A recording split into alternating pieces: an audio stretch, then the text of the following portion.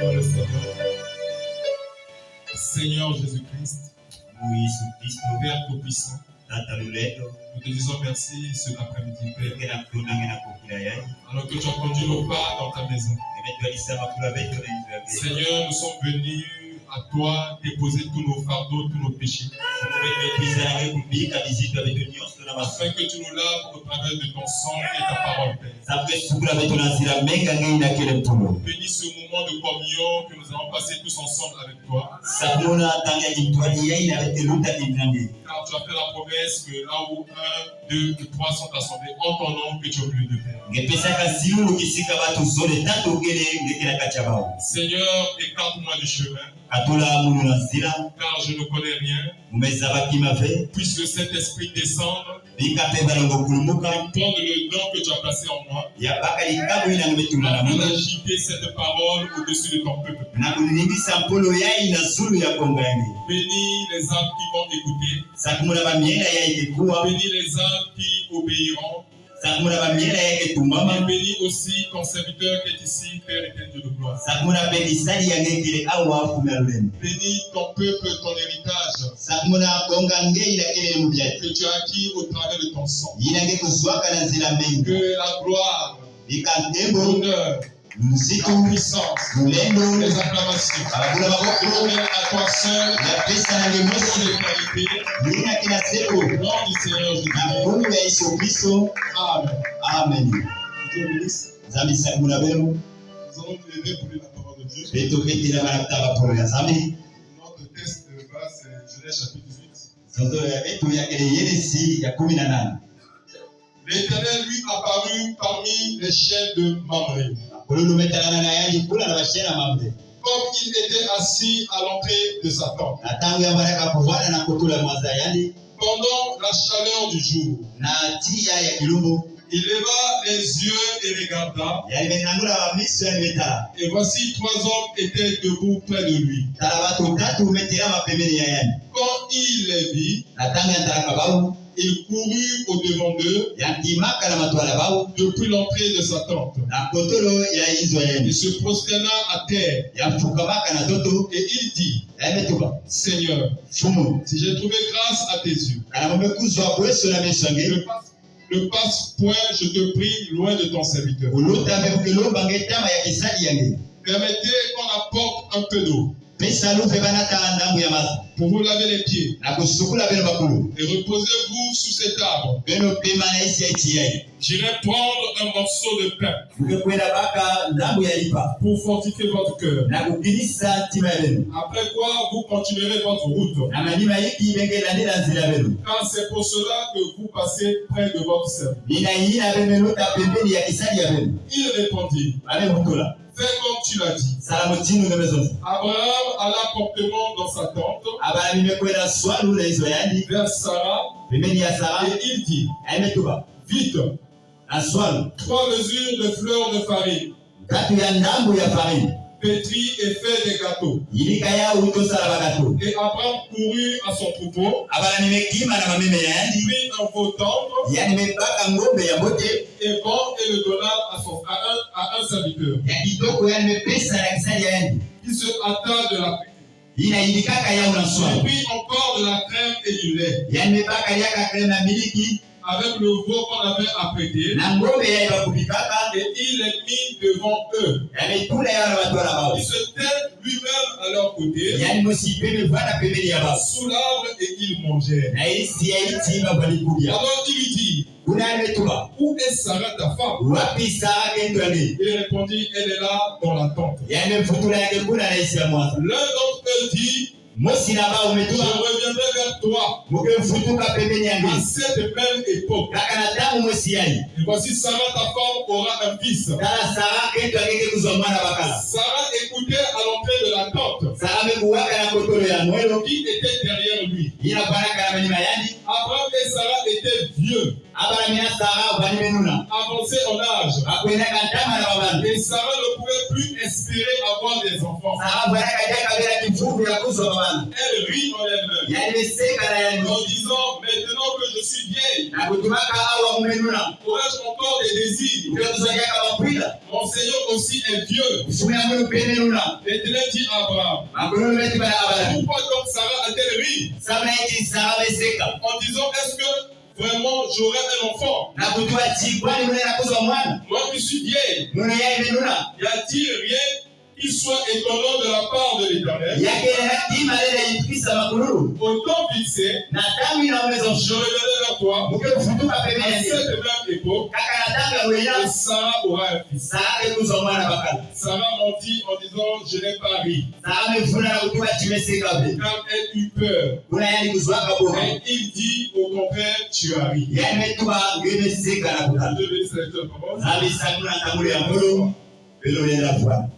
Donc le sujet, c'était entrer dans le cycle de l'immortalité, dans la présence de l'Éternel. Alléluia. Amen. La fois dernière, nous avons vu que Abraham était un homme à qui Dieu avait fait des promesses. Il avait 75 ans. Il a dit de quitter sa patrie et de se séparer de toute sa famille. Et de venir s'installer sur une terre que Dieu allait lui donner à lui et à sa postérité. Mais il y avait un problème au niveau d'Abraham. C'est que sa femme était stérile. Et malgré que Dieu avait fait la promesse, plusieurs années étaient passées. Alléluia. Près de 25 ans. Et la Bible dit que Abraham n'a pas douté au sujet de la promesse. Il croyait toujours que Dieu était capable d'accomplir la promesse. Mais celle qui douta, c'était Sarah. Parce que Sarah est le type de l'église. Alléluia. Et elle douta en disant à Abraham, voilà que nous sommes en train d'attendre ce que Dieu a promis. Mais est-ce que cela va s'accomplir? Voilà que nos corps sont devenus flasques. Il n'y a plus d'espoir. Prends simplement ma servante Agar et tu vas mettre au monde l'enfant que Dieu avait promis. Mais ça, ce n'était pas la volonté parfaite de Dieu. Alléluia. Amen. Parce que Dieu ne peut pas changer sa pensée au sujet de sa parole. Ce qui sort de la bouche de Dieu doit s'accomplir. Peu importe le nombre d'années, peu importe les circonstances, quand Dieu dit quelque chose, mon frère, ma soeur, il faut attendre à ce que cela s'accomplisse. Tu ne l'accomplira pas à la manière que toi tu veux. Mais il accomplira à sa manière à lui. Et nous avons vu que Dieu a visité Abraham au travers des songes, au travers des symboles, au travers des visions. Mais la septième ou la dernière visitation, Dieu lui-même est venu dans une chair humaine.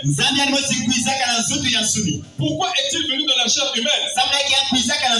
C'est parce qu'il voulait vivifier la promesse qu'il avait faite à Abraham. En d'autres termes, rendre cela réel. En d'autres termes, rendre cela manifeste. Alléluia. Amen. Parce que il a vu que s'il ne descendait pas, ça serait un peu difficile. Alléluia. Amen. Alors quand il est descendu, lui avec ses anges, il a fait semblant de passer à côté d'Abraham. Et quand Abraham a vu, il a compris que c'était le Seigneur lui-même, Dieu avec ses anges. Alors, il s'est apprêté à les recevoir chez lui. Et c'est ça la nature de l'enfant de Dieu. La nature de l'enfant de Dieu, c'est l'hospitalité et la gentillesse. Remarquez comment il reçoit Dieu. Il va vite apprêter un chevreau et demander à sa femme Sarah de le cuire. Pour que l'Éternel puisse manger d'abord. Il va laver les pieds de l'Éternel. Quand il a fait cela, l'Éternel était satisfait. Alléluia. Alors il lui pose la question. Où est Sarah ta femme? Alléluia. Savez-vous que la place de la femme c'est dans la cuisine? Dit le prophète, le roi. Bon, aujourd'hui, à cause de la science, à cause du modernisme, aujourd'hui les femmes travaillent. Mais de la volonté parfaite de Dieu, la place de la femme c'est dans la cuisine. Alléluia. Donc pour évoquer lorsque Elohim causait avec Abraham, Sarah n'était pas là. Elle était là-bas dans la cuisine. Quand Elohim a fini de manger, il pose la question, où est Sarah ta femme? Il dit, elle est là-bas derrière la porte. Il dit, moi l'Éternel, je reviendrai l'année prochaine à cette même époque et ta femme Sarah sera enceinte. Quand elle a entendu une telle déclaration là, dans son cœur, elle a dit, est-ce que ça peut encore se faire? Voilà que je suis devenue vieille. Voilà que mon corps est usé. J'ai près de 90 ans. Mais elle a manqué de voir quelque chose. Lorsque Dieu descend dans la chair humaine, il rend l'impossible possible. Alléluia. Parce que l'Éternel, c'est la vie. Lui, c'est le porteur de solution. Il n'y a rien qui ne soit impossible à l'Éternel. Alléluia. Lorsque tout va mal, lorsque la mort s'installe, il y a quelqu'un qui a le pouvoir sur la mort. Il a ce pouvoir de changer la mort dans la vie. Quand on a dit quelque chose, il fait une déclaration forte. Il dit que Jésus n'a jamais prêché à un cortège funèbre. Alléluia. Il ne l'a jamais fait. Parce qu'il est la vie. Et la mort ne peut pas résister devant la vie. Nous allons prêcher au cortège funèbre. Rendons à prêcher au cortège funèbre. Jésus ne le fera jamais.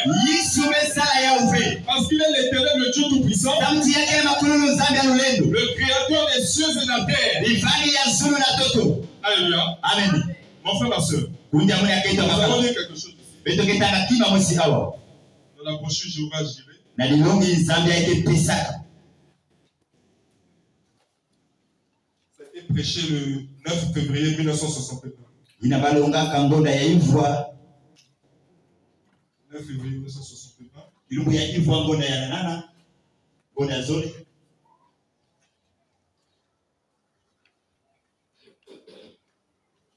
Je prends à la page 19, paragraphe 37. Il dit, eh bien, remarquez, nous voyons que Dieu a parlé à Abraham et lui a dit maintenant, sépare-toi de ta famille, sépare-toi de toute ta famille, sors, reste avec moi. Et je te bénirai. Oh, n'est-ce pas merveilleux? Je te bénirai si tu te sépares. Mais voilà là où les ennuis sont survenus. C'est là que surviennent les ennuis. Les gens ne veulent pas se séparer. Ils ne veulent pas se séparer de leur partie de carte. Des choses du monde. On essaie d'amener carrément les gens dans l'église avec ces choses. Vous devez vous séparer des incroyants. Ne vous mettez pas sous un même jour avec les infidèles. Sortez et séparez-vous, dit le Seigneur. Donc la première étape pour un croyant, pour un chrétien, c'est de se séparer de l'incrédulité. C'est de se séparer du monde. Parce que aussi longtemps que tu auras le monde en toi, Dieu ne peut pas t'utiliser. Vous savez que Dieu fait chaque chose dans un but. Ce n'est pas pour rien que Abraham s'est retrouvé là-bas, sur la montagne, alléluia, là où il n'y avait même pas des herbes pour nourrir les brebis. C'est des moments difficiles. Mais c'est l'Éternel qui est en train de le forger un caractère. Regardez l'homme qui avait les promesses. Mais il passait des temps difficiles. Parfois, nous ne comprenons pas la volonté de Dieu. Parfois, nous pensons que Dieu est cruel. Mais il fait chaque chose bon selon sa volonté. Donc, la première étape, mon frère, ma soeur, il faut que nous puissions nous séparer. À la page 20, paragraphe 39. Eh bien, Dieu a dit, sépare-toi. Mais Abraham a-t-il fait cela? Non, non. Dieu ne l'avait jamais béni avant qu'il n'eût pleinement obéi à ce qui lui avait été ordonné. Maintenant, je vais dire ceci à l'église. Église grand E.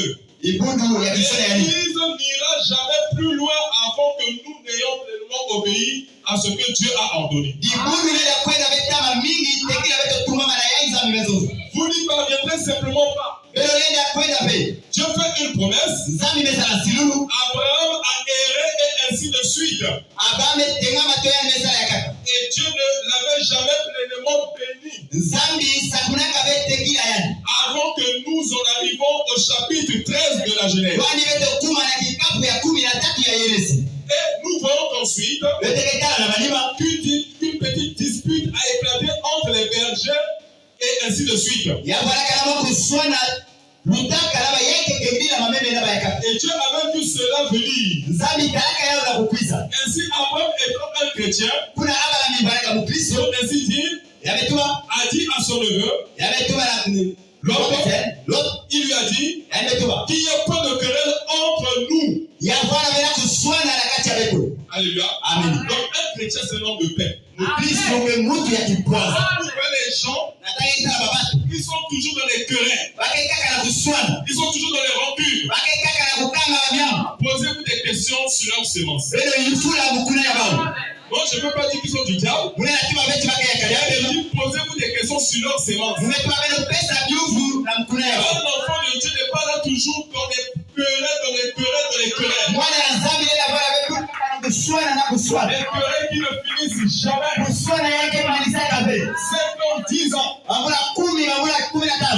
Alléluia. Amen. Si nous sommes chrétiens, nous devons rechercher la paix avec tout le monde. Alléluia. Amen. Écoutez ce qu'Abraham a fait. Alléluia. Voilà. Il dit, il lui a dit qu'il n'y a point de querelle entre nous. Car nous sommes frères. Il a dit maintenant, fais ton choix. Si tu vas à l'est, moi j'irai à l'ouest. Si tu vas à l'ouest, moi j'irai à l'est. Pas simplement. Voilà un véritable gentleman chrétien. Voyez-vous, si tu vas dans une direction, moi j'irai dans l'autre. Ne nous disputons pas entre nous. Que nos bergers ne se disputent pas. Eh bien, l'autre étant stupide, celui qui donne l'argent. Alléluia. Amen. L'autre étant cupide a montré ce qu'il était.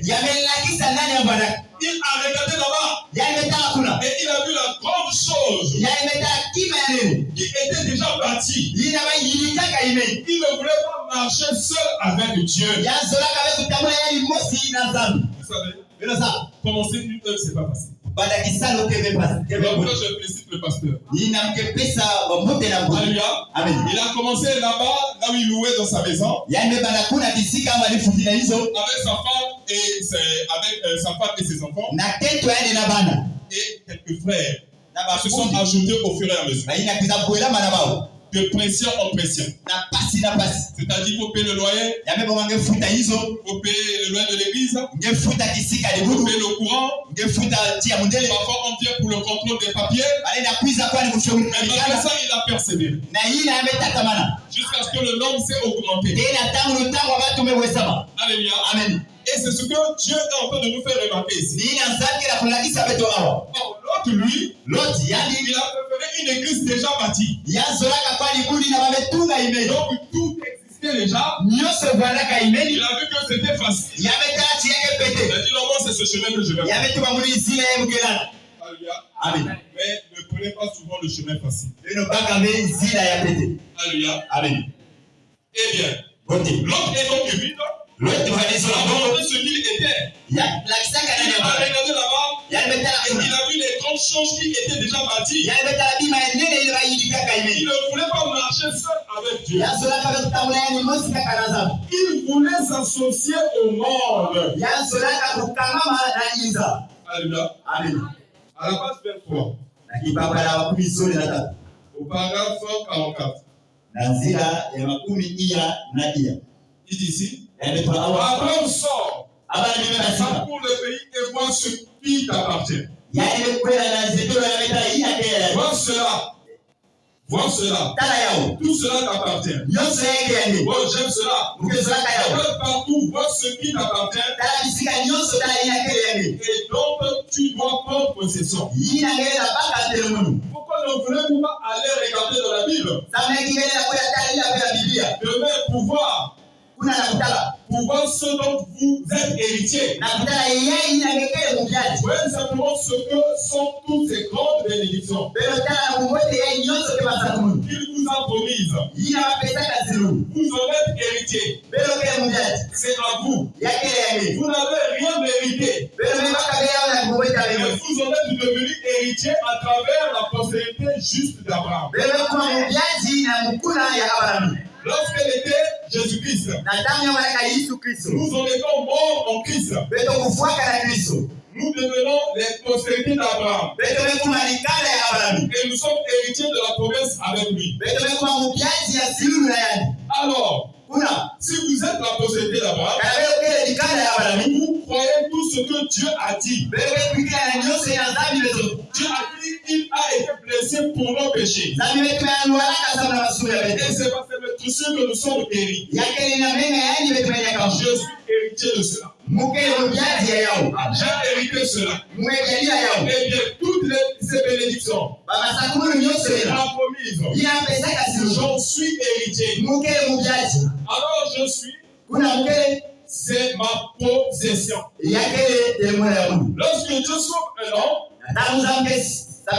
il lui donne tout un grand carnet de chèques. Maintenant au bas, il porte tout. Le nom de Jésus est écrit dessus. Au bas du carnet de chèques. Tout ce que vous demanderez en mon nom, je le ferai.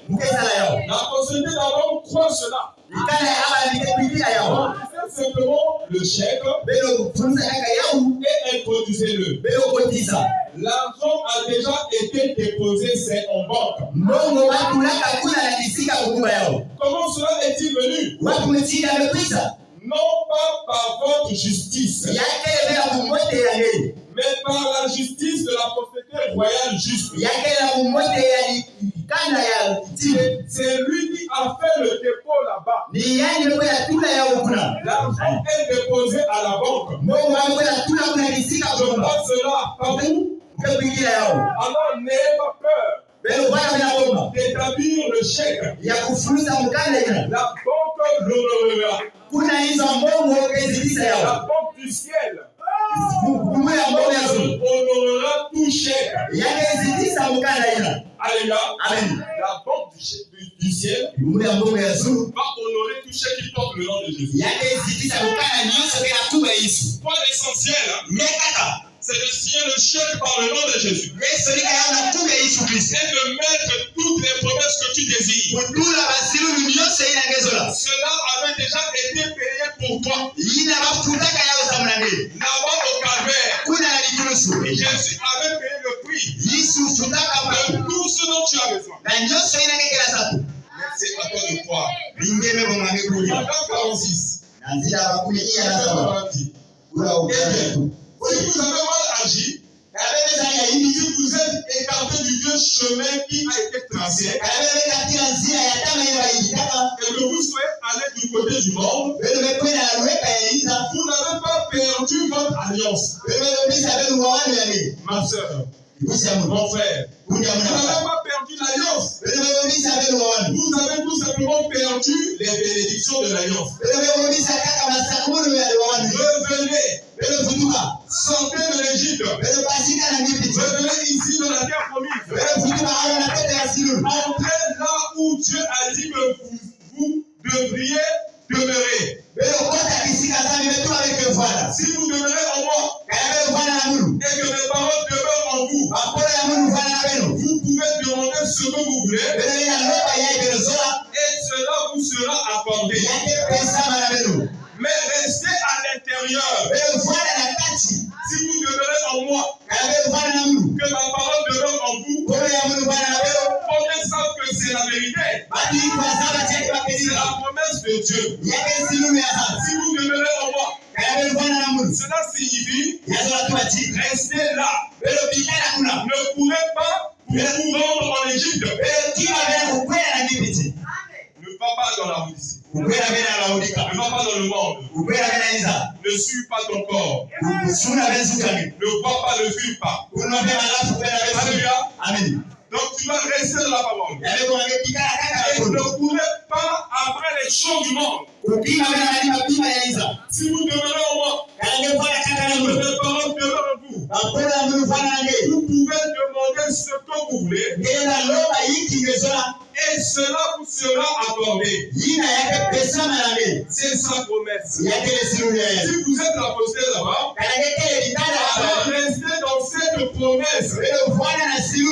Si vous en sortez, revenez-y. Vous aurez des ennuis là en Égypte. Revenez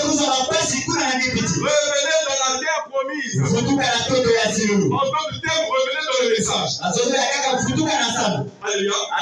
Maintenant, nous voyons ensuite qu'il s'est séparé. Et Dieu n'avait jamais pleinement béni Abraham avant qu'il ne lui ait totalement obéi. Et qu'il ne se soit séparé. Et Dieu ne bénira jamais une personne, une église, une assemblée, ou une dénomination avant qu'elle ne se soit totalement abandonnée à Dieu. En lui obéissant.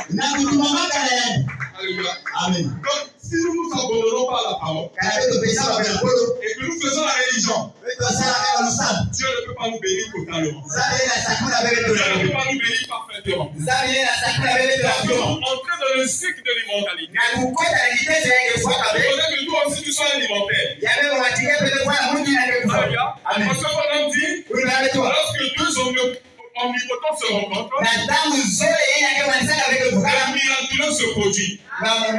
Il n'y aura rien si toi-même tu ne commences pas à changer ta conduite.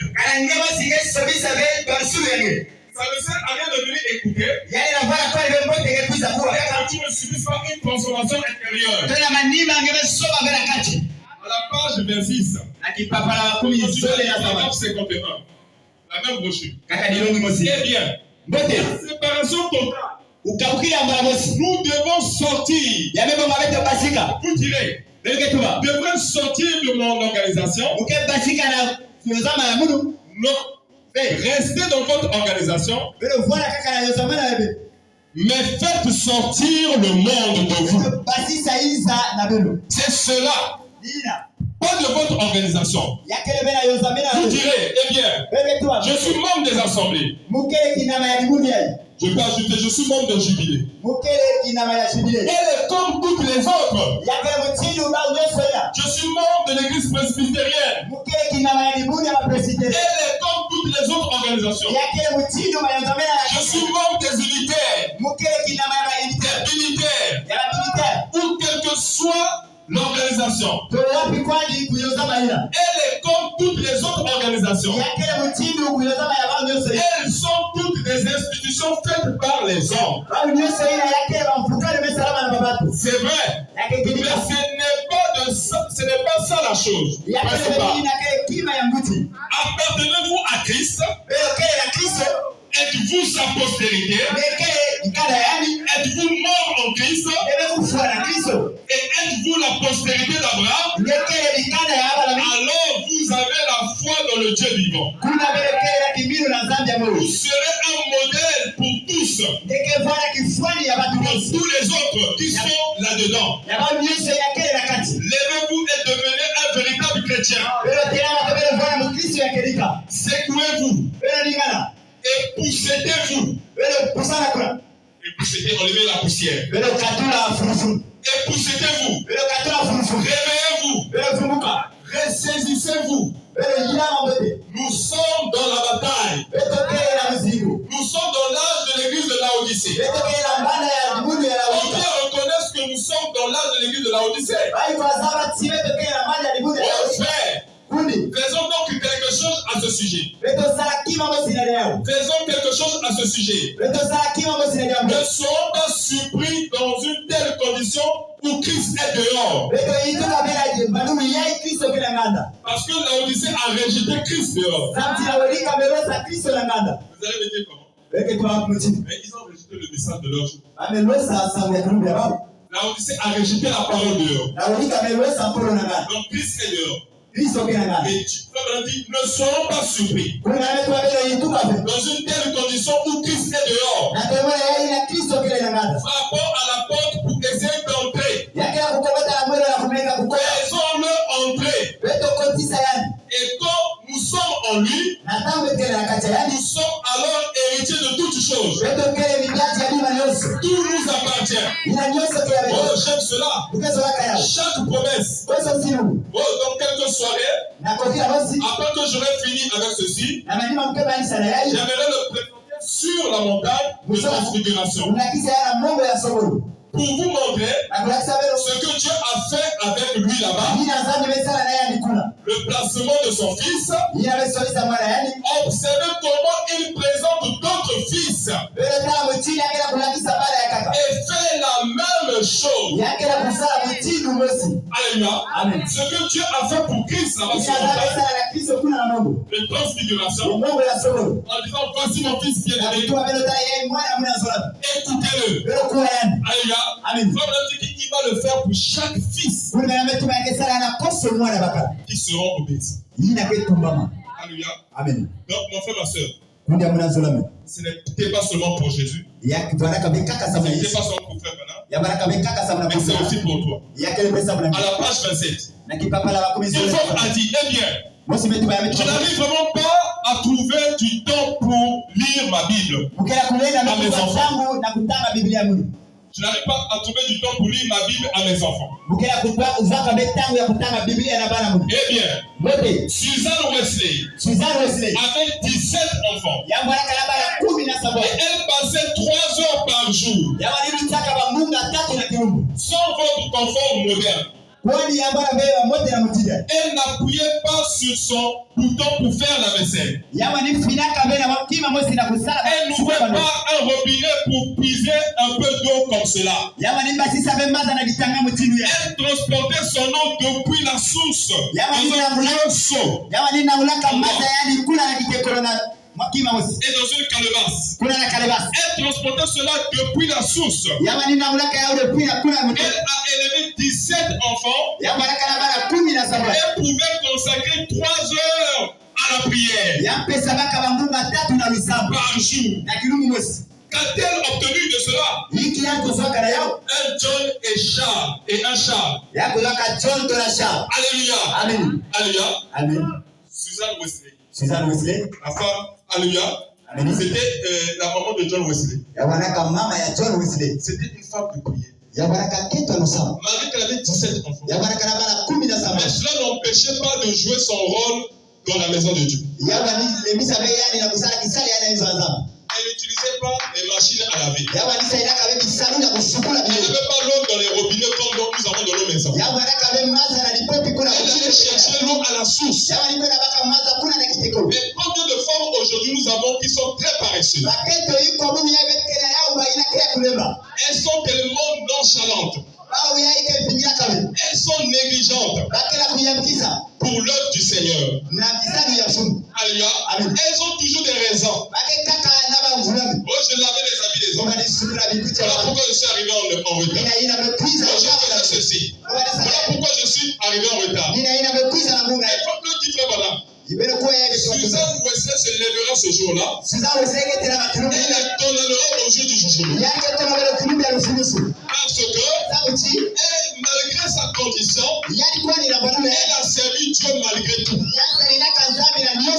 c'est comme ça que nous devons faire. Nous devons laisser la chair de côté. Parce que tant que nous donnons des raisons, c'est que nous sommes encore charnels. Nous sommes encore dans le parvis extérieur. Alléluia. Parce que dans le parvis extérieur, c'est là où nous avons des raisons à donner à Dieu. Alléluia. Je continue le paradoxe, c'est comprendre. Ce dont nous avons besoin aujourd'hui, ce n'est pas davantage, c'est de mères et de gens consacrés. Mettez Dieu en premier. C'est cela. Nous mettons tout le reste en premier. Eh bien, je suis membre de cette société. Oh, moi aussi, je suis membre d'une société. Elle se trouve là-haut. Voyez-vous, la société de Jésus-Christ. Voilà la société dont il faut faire partie. Les gens proscrits. Les gens profitent. Ville. Pauvre. Je suis si heureux de pouvoir dire que je suis l'un d'entre eux. C'est vrai, je suis si heureux de faire partie de cette société. Séparez-vous. Sortez du monde. N'ayez pas peur avec eux. Abraham s'est séparé et Dieu l'a béni. Il lui a donné chaque promesse. Il lui a confirmé ses promesses. Après qu'il s'était séparé. Alléluia. Donc Dieu a confirmé les promesses à Abraham. Après que Abraham se soit séparé. Alléluia. Mon frère, ma soeur, nous devons entrer dans le cycle de l'évangile. Donc le troisième compartiment. Là où il y avait la gloire de la Shekinah. C'est là où Dieu demeure. Dieu n'est pas dans le parvis. Dieu ne vit pas dans le parvis. Dieu ne vit pas dans le lieu saint. Alléluia. Vous allez remarquer que même dans le lieu saint, le chandelier était allumé par une lumière naturelle. Alléluia. Mais dans le lieu très saint, c'est la gloire de la Shekinah. C'est Dieu lui-même. C'est la présence du Dieu Tout-Puissant. Alléluia. Je vais lire quelque chose ici. C'est la même brochure qu'on appelle Apocalypse chapitre 4, deuxième partie. Les 24 anciennes pages 39. Ça a été prêché le 1er janvier 1961. Page 39. Bon, remarquez la manière dont on entrait. L'assemblée pouvait venir jusqu'à là. Les sacrificateurs pouvaient se tenir là. Mais seul le souverain sacrificateur pouvait entrer là. Une seule fois par an. Portons le sang avec lui. Et il devait être habillé d'une certaine manière. Porter un genre de vêtement. Il devait avoir une clochette et une grenade l'un à côté de l'autre. Et quand il marchait, il devait marcher d'une certaine manière. Comme il marchait, il jouait Saint, Saint, Saint est l'Éternel. Saint, Saint, Saint est l'Éternel. Ces clochettes et ces grenades tintaient ensemble. Saint, Saint, Saint. Pourquoi? Il s'approchait de Dieu avec le sang de l'alliance dans sa main. Entrons dans sa présence. Portons le sang. Il était loin.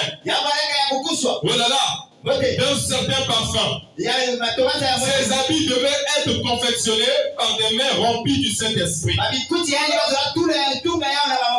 C'était des mains consacrées qui confectionnaient ses habits. La rose de Saron, l'huile d'onction, était versée sur sa tête et découlinait le long de sa barbe jusqu'en bas de son propre tronçon. Il appliquait le parfum royal. Il avait une grenade et une clochette. Il prenait le sang d'un agneau innocent. Et il n'osait pas s'approcher de ce voile en dehors. Il mourait là même. Où il se tiendrait. Aussi devait-il y aller en marchant d'une certaine manière. Il proclamait Saint, Saint, Saint est l'Éternel. Saint, Saint, Saint. S'approchant de Dieu. Est l'Éternel Saint, Saint, Saint. Une fois l'an, il avait là et offrait le sang sur le propitiatoire. Et pendant qu'il se tenait là, il avait le privilège de voir la gloire de la Shekinah. Alléluia. Donc le souverain sacrificateur, quand il rentrait dans le troisième compartiment, et quand il faisait son service, il avait le privilège de voir la gloire de la Shekinah. Alléluia. Mais les autres sacrificateurs, ils étaient des simples ministres. Alléluia. Ils n'avaient pas le droit de voir la gloire de la Shekinah. Seul le souverain sacrificateur. Alléluia. Mais les autres pouvaient travailler dans le parvis, dans le lieu saint. Mais le Saint des Saints, il n'y entrait pas. Alléluia. Sinon Dieu allait les frapper. Là-bas, c'était réservé aux souverains sacrificateurs. Il devait y entrer une fois l'année. Il entrait lui-même. Il allait derrière le voile. Il se mettait au-dessus du propitiatoire. Dans le lieu très saint. Je vais relire le paragraphe 226. Une fois l'an, il allait là et offrait le sang sur le propitiatoire. Et pendant qu'il se tenait là, il avait le privilège de voir la gloire de la Shekinah. Dans la colonne de feu, la lumière émeraude qui descendait, qui avait conduit les enfants d'Israël. Il remplissait même le temple de de fumée. Au point que personne ne pouvait le voir. La gloire de l'Éternel descendait au point qu'il était complètement rempli. Et il entrait lui-même. Il allait derrière le voile. Et se mettait au-dessus du propitiatoire. Dans le lieu très saint. Le lieu le plus saint. Appelé le Saint des Saints. Et il devait être habillé d'une certaine manière. Marcher d'une certaine manière. Être loin d'une certaine manière. Il fallait quelqu'un de particulier pour entrer là. Combien l'Assemblée devait l'envier? Au paragraphe 227. Écoutez ce que Pablo dit. Mais quand Jésus mourut, le voile du temple se déchira. Non seulement un souverain sacrificateur, mais quiconque le veut peut avoir cette même onction de la gloire de la Shekinah et mener une vie sainte en disant Saint, Saint, Saint est l'Éternel. Entrer dans la présence même de Dieu. Alléluia. Amen. Quand Jésus est mort à la croix, quelque chose s'est passé. Quand il a poussé le cri, et il a remis son esprit entre les mains du Père, le voile du temple s'est déchiré en deux. Et quand le voile s'est déchiré, depuis le haut jusqu'en bas, alors cela a ouvert le chemin vers les jours sans fin, vers les jours de joie. Alors maintenant Dieu invite chaque personne à entrer dans cette lumière mystique, à entrer dans la lumière de la gloire de la Shekinah. Ce n'est plus le souverain sacrificateur, mais toi et moi, nous avons le privilège de rentrer dans la présence de Dieu, de rentrer dans le cycle de l'immortalité.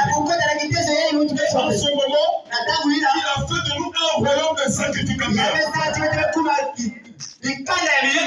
Alléluia. Homme comme femme, nous avons le privilège maintenant de rentrer dans le troisième compartiment, là où Dieu demeure. Alléluia. Et c'est là où se produit le changement. Alléluia. Amen. Tant que tu n'arrives pas là, tu n'auras pas de changement encore. Tu vas toujours essayer de t'efforcer. Alléluia. Amen. Il dit ici. Voilà. Mais quand Jésus mourut, le voile du temple se déchira. Non seulement un souverain sacrificateur, mais quiconque le veut peut avoir cette même onction de la gloire de la Shekinah et mener une vie sainte en disant Saint, Saint, Saint est l'Éternel. Entrer dans la présence même de Dieu. Par le sang de Jésus-Christ qui est devant lui. Il prend cela en disant Seigneur, je suis. Voici un homme malade. C'est mon frère. Il est maintenant sur son lit de mort. Il va mourir. Je m'approche de toi en proclamant Saint, Saint, Saint est l'Éternel. En vertu de quoi? En tant que souverain sacrificateur. Alléluia. En faveur de qui? En faveur de mon frère.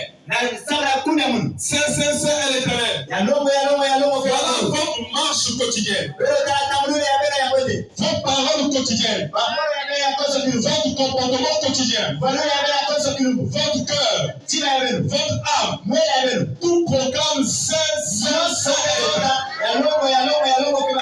Pas de racine dans la nature. Rien d'autre que Saint, Saint, Saint est l'Éternel. Saint, Saint, Saint est l'Éternel. Quand nous nous approchons en faveur de notre frère, quiconque peut venir s'il est loin. et a le sang devant lui. Le sang allant devant lui. Et chantant Saint, Saint, Saint est l'Éternel. Bon, ça c'était le parvis extérieur. Et le saint. Mais le saint des saints, c'était le sanctuaire de Dieu sur la terre. Remarquez, c'était le type de celui qui était au ciel. Nous allons maintenant revenir à ce même passage des Écritures. Au moment que nous sommes dans Apocalypse, nous serons bien revenir directement sur ce sujet. Alléluia. Amen. Maintenant, je vais lire quelque chose ici à la page 43. Paragraphe 255. Écoutez ce que Fabien dit. Page 43, paragraphe 255. Bon, qu'est-ce que le parvis extérieur? C'est la chair. Vous voyez? C'est la première chose à laquelle vous avez affaire. La chair. C'est la première chose à laquelle vous avez affaire. La chair. C'est ce que vous devez détruire premièrement. Alléluia. Amen. Donc, tant que tu ne te débarrasses pas de ta chair, on ne te dit pas d'aller prendre un couteau pour te tuer. Les paroles de Dieu sont esprit et vie. Fabien dit que c'est ce que vous devez détruire premièrement. Vous devez passer au-delà de la chair. Maintenant, Fabien explique. Je n'ai pas envie de me laver pour aller à l'église. Voilà la chair. Les routes sont trop glissantes. Il fait trop chaud. Oh, l'église. Je ne sais pas. Ça c'est la chair. Vous devez consumer cela et traverser cela. Dieu doit pouvoir passer à travers cela. Oh, nous avons beaucoup de chrétiens ordinaires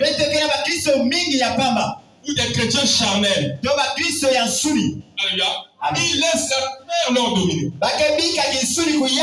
Ils laissent les choses du monde leur dominer. Alléluia. Amen. Ils donnent plus d'importance à la chair qu'à la parole de Dieu. Voilà pourquoi ils ont toujours des excuses. Alléluia. Amen. Un jour, il y avait un roi. Jésus donne cette parabole dans la Bible. Il avait organisé un grand festin. Et il voulait que les gens viennent pour honorer son fils. Et les invitations ont été données partout. Mais ceux à qui l'invitation était destinée ont commencé à donner des raisons. Alléluia. Les gens disaient, mais moi je veux me marier demain. Je n'aurai pas le temps de venir. L'autre disait, j'ai mes bœufs là-bas. Je dois aller m'occuper de mes bœufs. Alléluia. Chacun avait donné des excuses. Alors quand les messagers qui étaient allés pour aller chercher ces gens qui étaient invités, alléluia, qui avaient reçu l'invitation. Donc ce soir, nous avons reçu une invitation. Alors le roi s'est mis en colère. Il a dit aux messagers, ces gens-là n'étaient pas dignes. C'est à eux que l'invitation a été adressée. Mais comme ils ont donné des excuses à cause de la chair, maintenant allez-y dans les marchés, dans les ruelles, au milieu des prostituées, au milieu des gens de mauvaise vie. Contraignez-les à venir à ma fête. Alléluia. Car je veux que ma maison soit remplie. Alléluia. Et c'est là où Jésus dit, les premiers seront les derniers. Et les derniers seront les premiers. Vous savez que le message c'est une marche. Alléluia.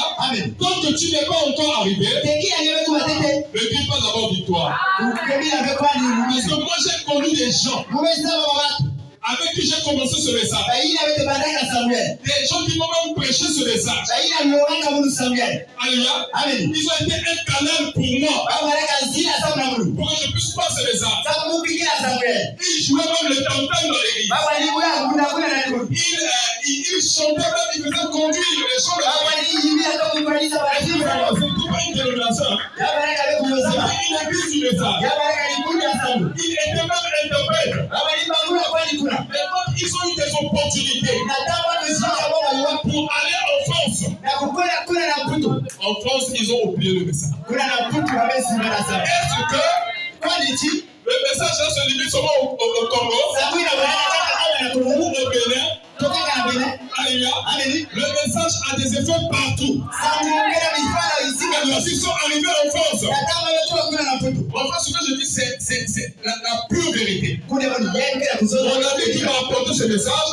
Aujourd'hui où je passe, c'est un grand politicien. L'autre que j'avais connu au Bénin, avec qui on avait commencé souffert. Aujourd'hui où je vous parle, il a épousé une blanche et il ne passe plus le message. Alléluia. Il a épousé une blanche et il a des enfants mulâtres. Alléluia. Pourquoi tout ça? C'est le commencement qui compte. La base était fausse. Alléluia. Le fondement était faux. Parce que si déjà la base est fausse, même si vous construisez là-dessus, alors comme dit, faites attention. Si vous construisez avec le foin, ou avec la paille, ou avec le bois, ou la pierre, peu importe la matière, mais sachez-le, quand vous allez arriver au sommet ici, Christ va éprouver vos œuvres. On saura si vous êtes dans le vrai ou si vous êtes dans le faux. Alléluia. Or, le problème, ce n'est pas de rester dans le parvis extérieur. Le problème, ce n'est pas de rester dans le lieu saint. Dans la sanctification. La fois déjà, notre pasteur nous a dit, tu peux abandonner de fumer. Tu peux abandonner de chercher les femmes. Tu peux abandonner de boire. Tu peux abandonner les pantalons. Tu peux abandonner les rouges à lèvres. Tu peux abandonner les mèches. Tout ce que peut faire un chrétien. Et tu peux le faire avec l'esprit nouveau. Alléluia. Tu peux le faire avec l'esprit nouveau. Ce n'est pas encore le Saint-Esprit encore qui produit cela. Oh, le problème, il faut entrer dans cette lumière-là. Dans le troisième compartiment, il faut entrer dans le cycle de l'immortalité. Et alors, ces choses vont tomber tout seul. Si Christ est en toi, Christ en toi, c'est l'espérance de la gloire. Parce que celui qui est en toi, il est plus grand que celui qui est dans le monde. Mon frère, quand tu rentres dans le monde, il va maintenant commencer à conduire tes coups. Alléluia. Il va commencer à diriger tes coups. Même tes passions. Parce que nous sommes nés avec ces passions-là. Si ton père aimait beaucoup les femmes, si tu es réellement fils de ton père, tu dois aussi aimer beaucoup les femmes. Parce que c'est dans le sang. L'essence.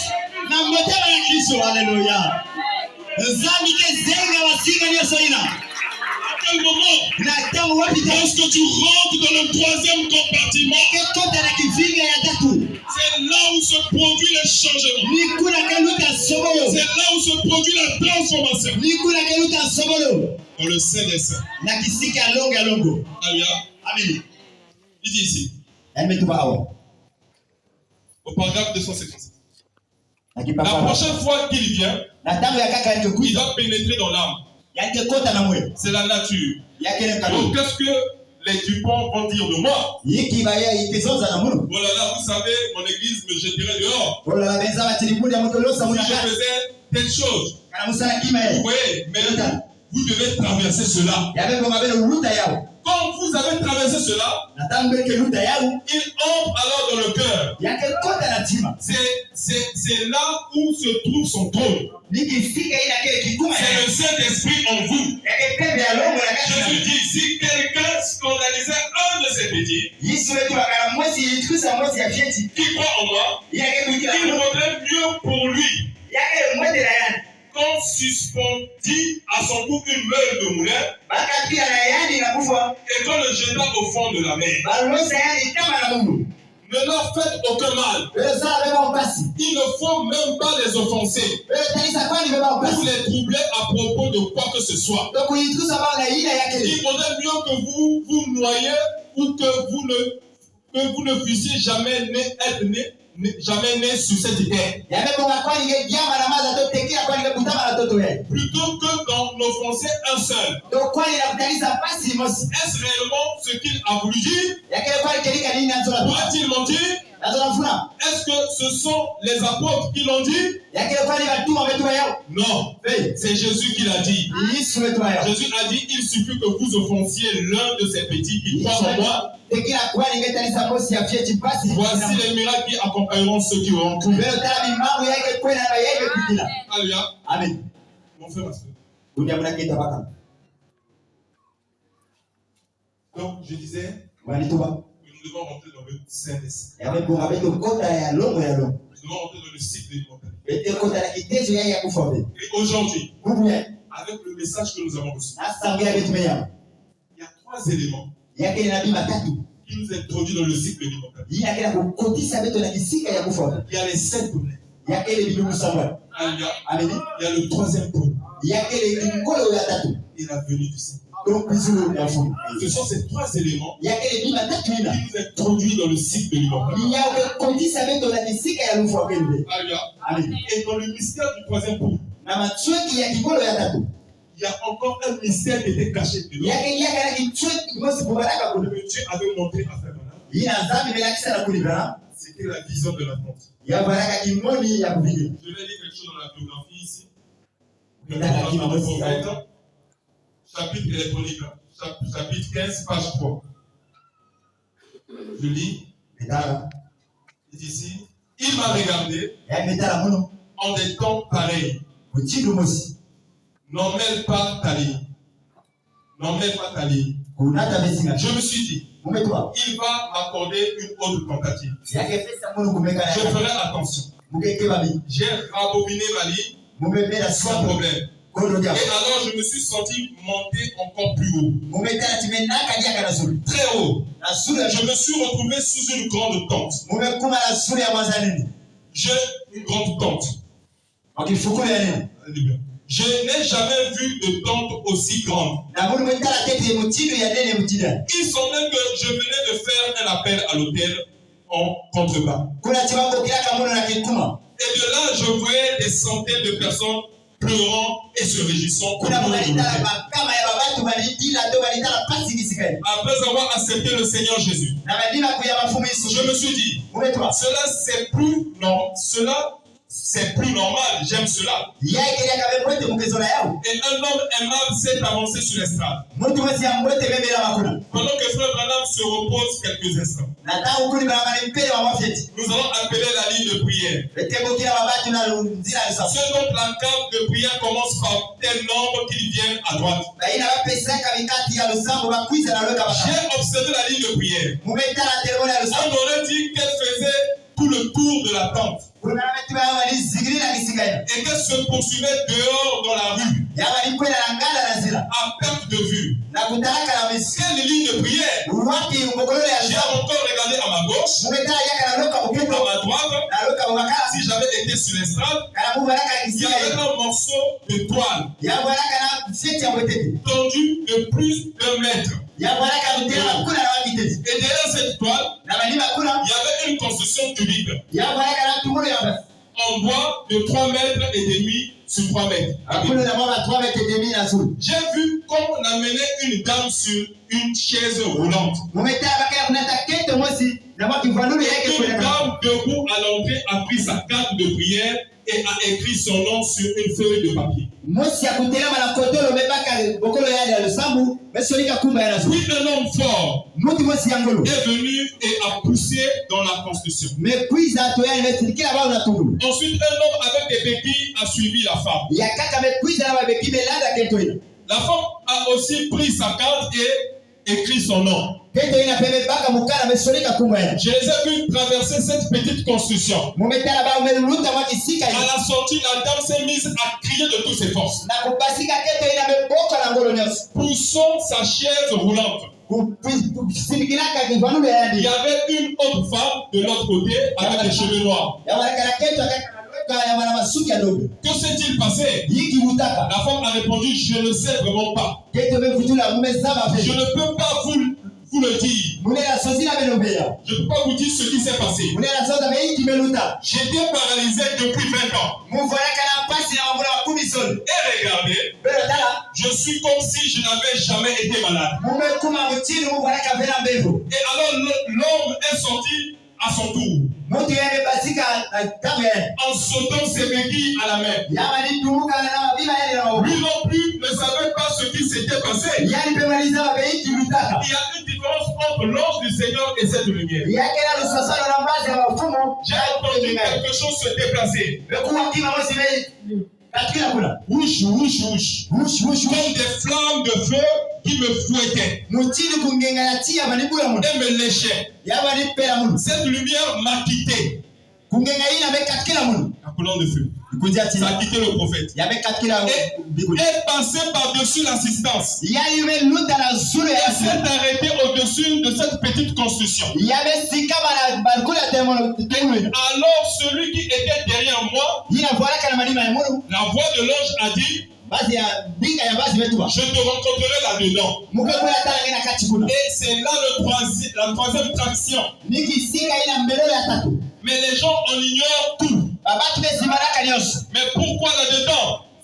Maintenant pose la question à l'ange. Mais pourquoi là-dedans? Ce ne sera pas un spectacle public cette fois. Je ne comprends pas pourquoi ce doit être dans le réduit, dans ce réduit. Alléluia. Amen. Pourquoi ça doit être dans ce réduit? Dans ce troisième compartiment. Parce que c'est dans ce lieu réduit que Dieu te rencontre. Alléluia. Ça ne sera pas un spectacle public.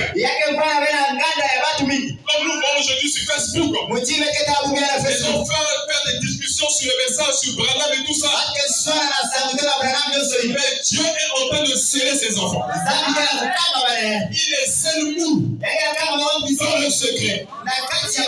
Quand Dieu traitait avec Samson, il a traité avec Samson dans le secret. Pendant que les Philistins se moquaient de lui, ils ne se rendaient pas que la chevelure était en train de repousser. Pendant que les gens sont en train de critiquer sur les Facebook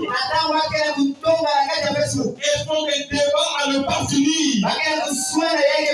Mais Dieu est en train de rencontrer ses élus dans un endroit restreint, dans un petit compartiment, là où il y a l'immortalité. Il est en train de transformer les gens au fur et à mesure. Ils sont en train d'accepter la révélation. Alléluia. Quelque chose se passe. C'est comme si rien ne se passe. Mais quelque chose est en train de se passer chaque jour. Mon frère, ma soeur, tu n'es pas toujours resté le même. Chaque fois que tu viens à l'église, que tu écoutes la parole, un péché est en train de tomber. Un corps est en train de se couper.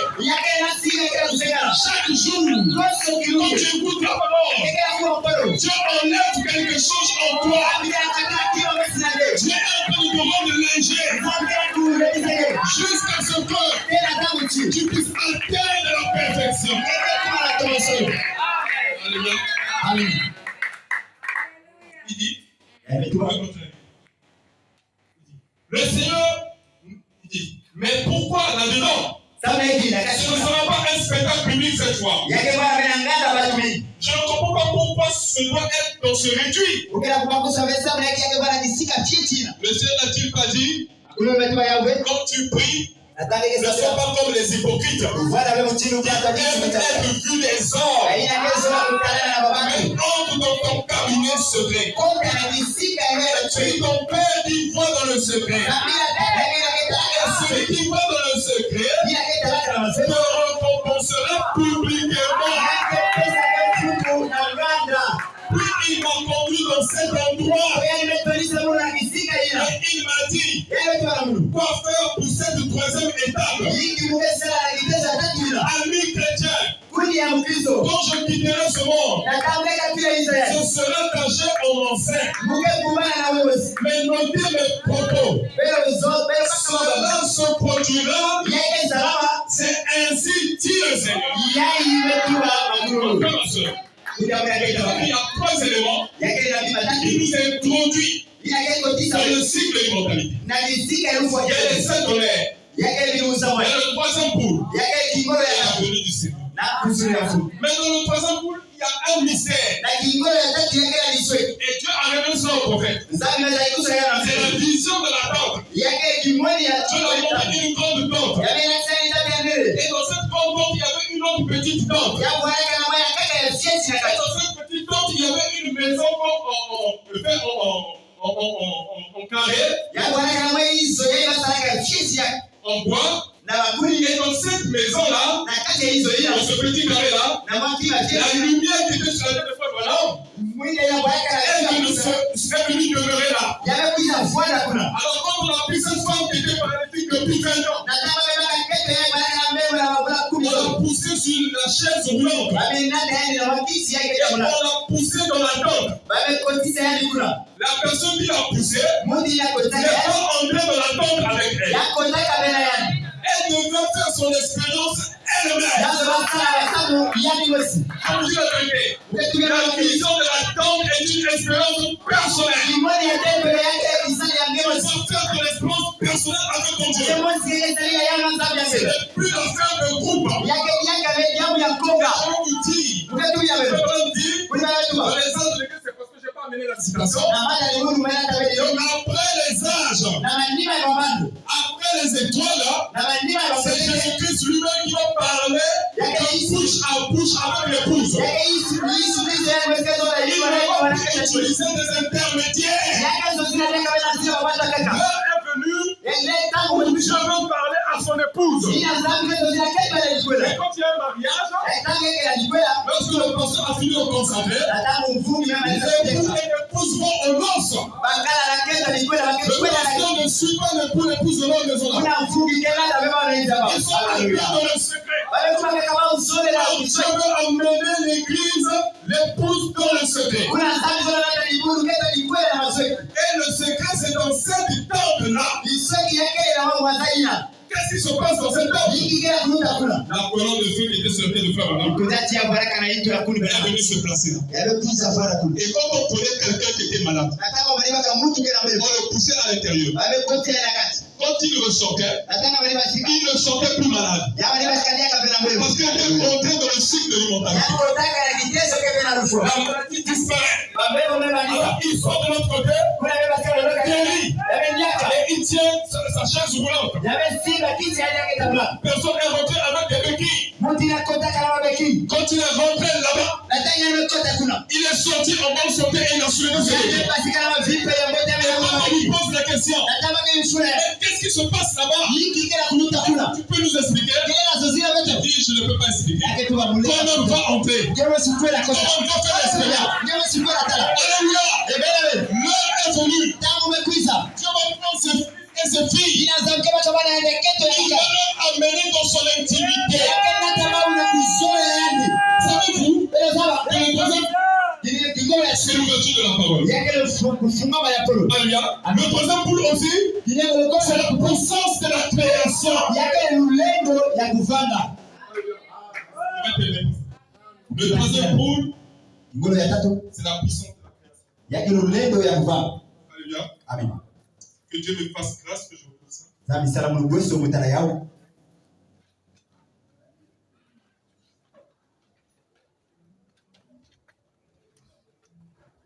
C'est la puissance de la création. Et le troisième pôle a agi 5 fois dans le ministère de Frère Claude. 5 fois. Alléluia. Je voulais vous lire ça parce que j'avais lu ça hier, j'avais lu ça hier. Il dit, lorsqu'il avait ressuscité le petit poisson, c'était le troisième pôle. Lorsqu'il avait parlé au blizzard, c'était le troisième pôle. Lorsqu'il a donné le salut aux enfants de Atiwai, c'était le troisième pôle. Lorsqu'il a créé les écureuils, c'était le troisième pôle. Et Frère Branham dit, ce troisième pôle qui agit faiblement dans son ministère va agir en plénitude lorsqu'il y aura la pression. Alléluia. Parce que la pression viendra. Ils vont fermer les tabernacles. Maintenant, toi, si ton appui c'est sur l'église, et que ton appui ce n'est pas sur Jésus-Christ, ce n'est pas sur le message, quand on fermera les églises, tu vas mettre la main sur la tête. Mais si ton appui était déjà sur la parole, alors une joie montera dans ton cœur. Tu comprendras que l'écriture est en train de s'accomplir. Et Frère Branham dit que ce troisième pôle va agir en plénitude dans l'épouse. Et quand cela va agir dans l'épouse, il ne restera pas beaucoup de temps. Alléluia. Pour ceux qui vont le manifester, ce sera le signe qu'ils sont candidats. Ils ont été sélectionnés. Ils ont été choisis pour cette heure où Dieu va démontrer sa grande puissance. Pour ceux qui ne vont pas le manifester, alors ils sont restés. Alléluia. Je voulais bien vous lire ça. Et comme j'avais enlevé. Donc, mon frère, ma soeur, il faut entrer dans ce troisième compartiment. Dans cet endroit boisé. Là où la gloire de la Shekinah est venue demeurer. Et cet endroit, c'est ce message. Ça, c'était une vision. Mais la réalité s'est accomplie le 28 février 1963. Lorsque les anges sont venus pour confirmer le message de Grand Père. Alors, il faut rentrer dans l'intimité de ce message. Dans la profondeur de ce message. Ne te limite pas à la lettre. Parce que la lettre tue. Mais c'est l'esprit qui dit. Alléluia. Amen. Je vais lire quelque chose ici sur le troisième pôle.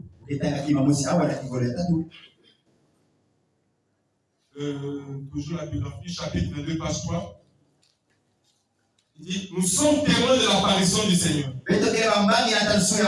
Apparaître et venir sont deux choses différentes. Maintenant, il apparaît. Il est déjà apparu dans ces derniers jours, en plein milieu de nous. Et c'est le signe de sa venue. Il apparaît dans son église sous la forme du Saint-Esprit. Comprends que c'est lui. Le messager révèle le Fils de l'homme. Il n'est pas le Fils de l'homme. Il n'est que le 7e ange de l'église de la Odyssée. Le 7e ange d'Apocalypse 10, verset 7. Il révèle publiquement le Fils de l'homme. Car la balle du grain est alors enlevée et le grain apparaît à nouveau. Le premier pôle, c'est la guérison. Le second pôle, c'est la prophétie. Le troisième pôle, c'est l'ouverture de la parole. Les mystères révélés. Et c'est au ministère des prophètes qu'il appartient de révéler la parole. Le troisième pôle était l'ouverture des sceaux afin de révéler la vérité caché, scellé dans la parole. Je ne suis qu'une voix. Ce n'est pas moi qui suis apparu près de la rivière. Ce n'est pas moi qui a accompli et prédit ces choses. L'ange messager n'est pas le fils de l'homme. Il est envoyé par le fils de l'homme qui est Christ. Et vous vous nourrissez de la chère parole infaillible du fils de l'homme. Alléluia. Amen. Donc le troisième point, c'est l'ouverture de la parole. Mais lorsque la parole s'ouvre, un mystère qui est attaché à cela, c'est la puissance de la création. Alléluia. Amen. Donc, ce troisième point fait vraiment, Dieu l'a interdit d'en parler beaucoup. Parce qu'il avait expliqué le premier point, les gens ont imité cela. Il a expliqué le deuxième point, les gens ont imité cela. Et pour le troisième point, Dieu dit non. Ne fais pas ça. Ça c'est mon propre pouvoir. Alléluia. Et ça je te le donne. C'est un secret pour toi. Alléluia. Parce que dans le troisième poule, est attaché le mystère de la création. Or si Satan pouvait toucher cela, il va faire des dégâts. Alléluia. Parce que dans le troisième poule, quand cette puissance se développe, quand cette puissance se révèle, Dieu craint. Alléluia. Dieu craint. Il faut me dire que c'est pas la puissance du troisième poule qui a créé les éclairs. C'est pas la puissance du troisième poule que les enfants de Ati White ont été sauvés. C'est pas la puissance du troisième poule que le blizzard, c'est-à-dire que la tempête de neige, que la météo avait déjà annoncé qu'il y aurait une grande tempête de neige. Les femmes étaient allées sur la montagne pour aller faire la chasse. Et subitement le ciel avait changé. Et le ciel est devenu nuageux. La neige a commencé à tomber. Frère Branham, en tant que grand chasseur, il faut que je descende vite. Si la journée est coincée ici. Pendant qu'il descendait, Jéhovah lui dit, mon fils, arrête-toi. Remonte. Alléluia. Amen. Et en ce moment, Dieu commençait à parler à Fama. Il dit, parle au bizarre. Alléluia. Parle à la créature.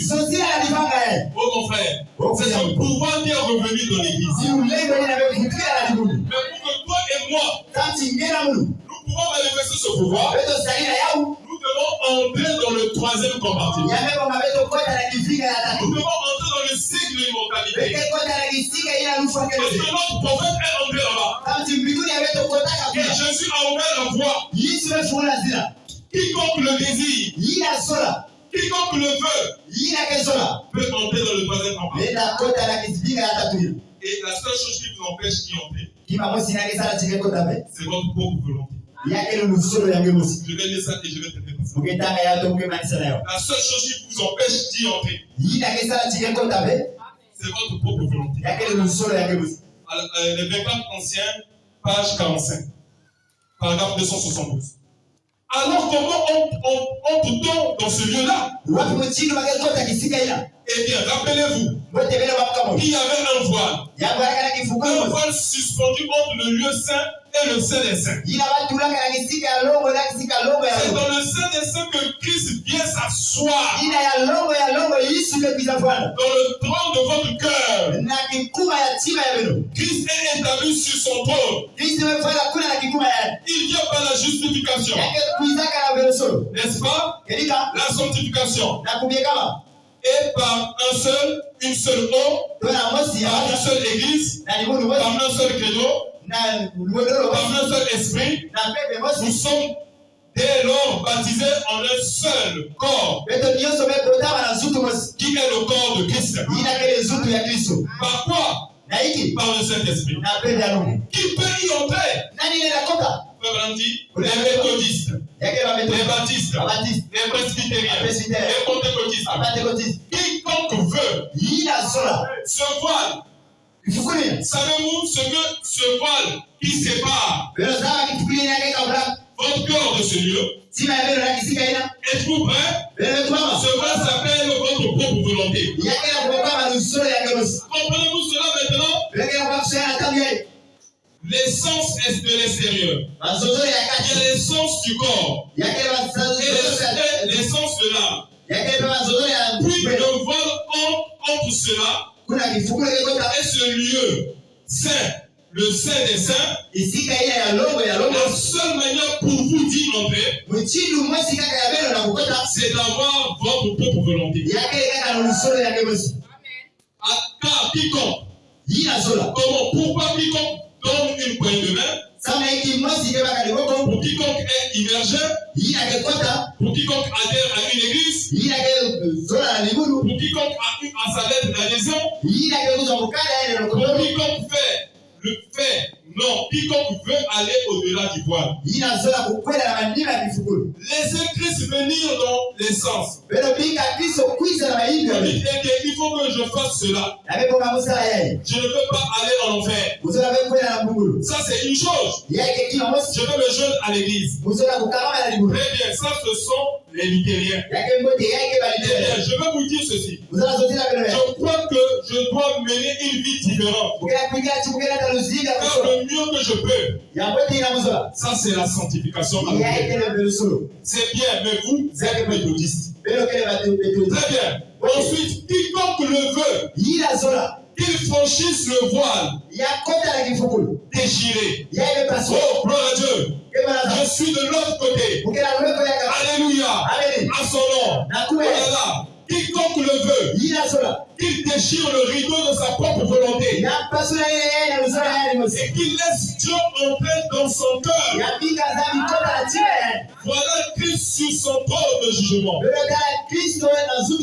le cœur humain, que va-t-il se passer? Alléluia. Ce soir, mon frère, ma soeur, Dieu t'a parlé. Tu as un pouvoir en tes mains. Le pouvoir que Dieu avait donné à Adam. Le pouvoir de faire son choix. Et Dieu t'a mis aussi devant ce choix. Si tu désires entrer dans le troisième compartiment, cela ne dépend que de toi. On ne te forcera pas. On te prêchera l'évangile. Et c'est à toi de faire ton choix. Si tu veux rester là à servir les idoles, aller chez les féticheurs, à rentrer dans les maisons de pratique, c'est le choix que tu auras fait. Mais si tu veux servir le Seigneur Jésus, alors fais ton choix ce soir. Que Dieu vous bénisse.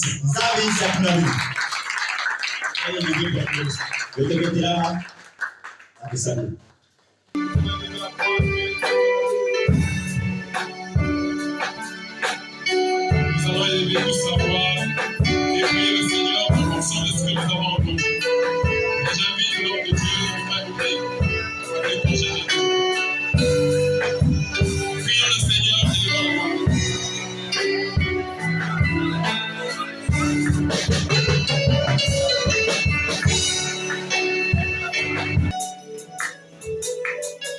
et Dieu Tout-Puissant, notre Père Céleste,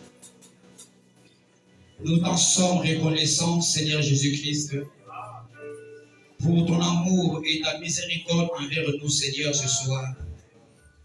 Tu as touché nos cœurs et nous sommes venus dans ta maison, Père. C'est pour venir recevoir quelque chose de grand, Seigneur. Il a été dit dans ta parole, écoutez et vos âmes vivra. Et lorsque tu étais ici sur la terre, Père, dans la dispensation de la parole féticheur, tu as dit que les paroles que vous écoutez sont esprit et vie. Alors nous croyons, Dieu Tout-Puissant, ce soir, que la vie a été transmise, Seigneur, au Dieu Tout-Puissant, dans nos âmes. Puisqu'il s'agit, Seigneur, de tout un chacun de nous, de pouvoir rentrer, Seigneur, dans le cycle de l'immortalité, Seigneur. Là où l'impossibilité est possible, Seigneur. Là où nous sommes guéris de nos maladies, Seigneur. Là où, Seigneur, lorsque nous pouvons sortir, nous pouvons être des personnes changées, Seigneur. Oh Dieu, nos cœurs désirent d'entrer dans ce lieu, Père éternel. Et nous croyons que ce soir, Père, la gloire de Shekinah est descendue, Seigneur, oh Dieu, dans les âmes de tout et chacun de nous, Seigneur. Oh Père éternel, que le péché a été consumé dans nos vies, oh Dieu Tout-Puissant. Alors ce soir, nous pouvons crier victoire, parce que le diable a échoué, Seigneur. Et tous les plans de Satan, Seigneur, qui a projeté contre nous, oh Dieu, tout cela a échoué, Seigneur Tout-Puissant. La mauvaise vie est tombée, Seigneur. L'incrédulité a été brisée ce soir, oh. Nous croyons, Seigneur, que nous sommes maintenant libres, Seigneur Dieu Tout-Puissant. Parce que ce n'est pas un homme qui a parlé ce soir. Et c'est toi qui as parlé, oh Dieu. Laisse que, Père éternel, que tout ce qui est sorti de cette chair, papa, prends cela, mets cela au Dieu Tout-Puissant au-dedans de nous, Seigneur. Comme dans les temps anciens, la parole avait été écrite sur les rochers. Mais toi, tu as fait la promesse qu'au dernier jour, la parole sera écrite sur la chair de nos cœurs, au Dieu Tout-Puissant. Laisse que cela soit ainsi, pour que cela puisse nous revenir à tout moment, oh Dieu. Bénis ton serviteur, Père, le vase que tu as utilisé puissamment, Seigneur, oh Dieu. Laisse que tu puisses remplir encore ce vase, pour que dans les jours à venir, Père éternel, il puisse déverser en nous ces choses que l'œil n'a jamais vues, que l'oreille n'a jamais entendues, Père éternel. Ce que tu as préservé, Seigneur, pour ton épouse, l'épouse du dernier âge, Père. Que cela soit ainsi, Seigneur, si telle est ta volonté, Père, dans les jours à venir. Alors, bénis notre pasteur Dieu Tout-Puissant. Je te le recommande entre tes mains, Seigneur Dieu Tout-Puissant. Sa maison, Seigneur, sa famille, oh Dieu Tout-Puissant, et toute l'église du Père Céleste. Laisse que, Père, ceux-là qui n'ont pas été des nôtres ce soir, oh Dieu, toi tu es plus que capable, Père, de pouvoir les inspirer sur tout ce que nous avons entendu ce soir. Oh Père, merci, Seigneur. Alors, guéris ceux qui sont malades, Seigneur. S'il y a des personnes qui sont affligées, oh Dieu, c'est toi qui peux apporter la consolation, Dieu Tout-Puissant. S'il y a des personnes, Père éternel, oh Dieu, qui traversent des moments difficiles, Seigneur, c'est toi qui peux régler la situation, Dieu Tout-Puissant. Voilà pourquoi nous sommes venus à toi, Seigneur. Nous ne sommes pas parfaits, Seigneur, mais au-delà de nous, oh Dieu, nous avons beaucoup de désirs, Père éternel. Et s'il y a quelqu'un, Père, qui veut être baptisé du Saint-Esprit, Seigneur, qu'il soit baptisé du Saint-Esprit, Seigneur. S'il y a une âme ici, Seigneur, qui a été égarée, Seigneur, qu'elle retrouve le chemin, oh Dieu. Père, bénis les dîmes et les offrandes qui vont être recueillies ce soir, Père éternel. Oh, souviens-toi, Papa, si telle est ta volonté, Dieu, tu nous feras revenir encore ici, Seigneur, le dimanche, Père, pour entendre encore ces choses merveilleuses, Père. Alors, Papa, nous te prions de pouvoir prendre soin de nous, Seigneur, dans le nom de Jésus-Christ, notre Seigneur, que nous avons tous demandé prier. Amen. Amen.